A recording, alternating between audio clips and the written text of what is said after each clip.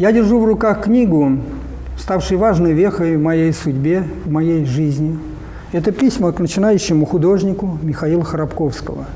В далекие 60-е годы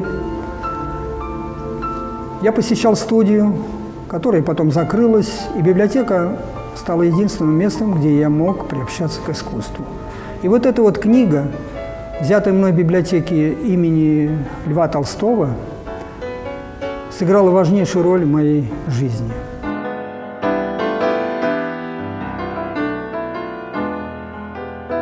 Она написана вроде писем, как будто тебе пишет педагог. Очень важна такая близость педагога с начинающим художником.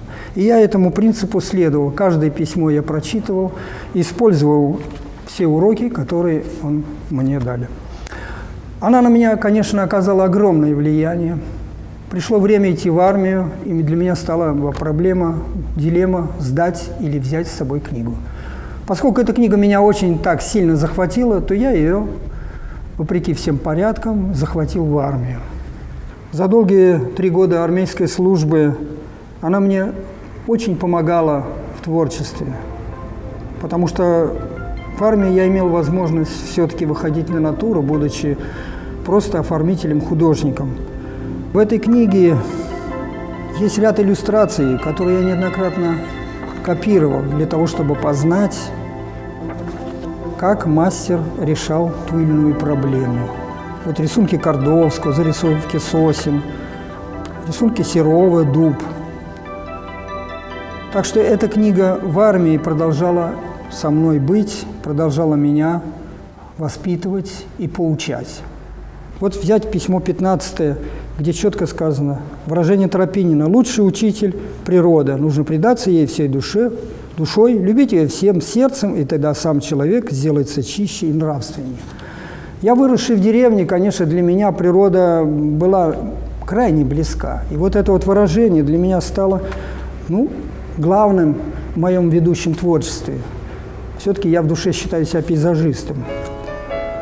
Это очень важно, что именно неназойливо идет процесс воспитания художника. Потому что здесь просто и ясно излагаются принципы светотени, перспективы.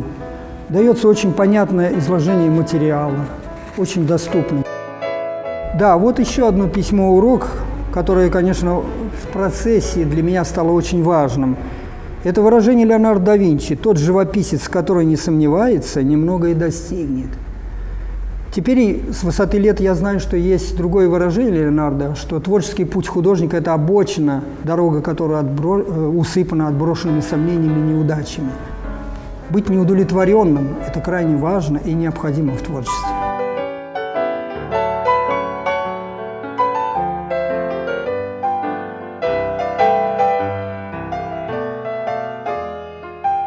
После армии, благодаря ей и студии, где я там посещал, я поступил в Харьковский художественный институт, закончил его. Эта книга осталась при мне. За долгие 50 лет моей жизни, творческой, личной, у меня скопилось много книг по искусству. Эта книга среди всех остальных книг незаметно затерялась, поскольку она уже утратила свою былую актуальность. И вот в прошлом году я ее нашел. Возникло ощущение, что я должен ее вернуть назад, где я ее когда-то получал. Просто вернуть мне показалось это мало, и я поэтому ее увязал с акцией, организовать выставку, где показать свои работы как состоявшегося художника и подарить в качестве компенсации за 50 лет просрочки этой книги 50 альбомов по искусству. Что я это сделал вместе с несколькими картинами, которые могли бы отразить мое творчество. И я надеюсь, что и среди 50 альбомов по искусству, подаренных библиотеке, какому-то читателю какая-то книга станет важной вехой на пути творческого становления.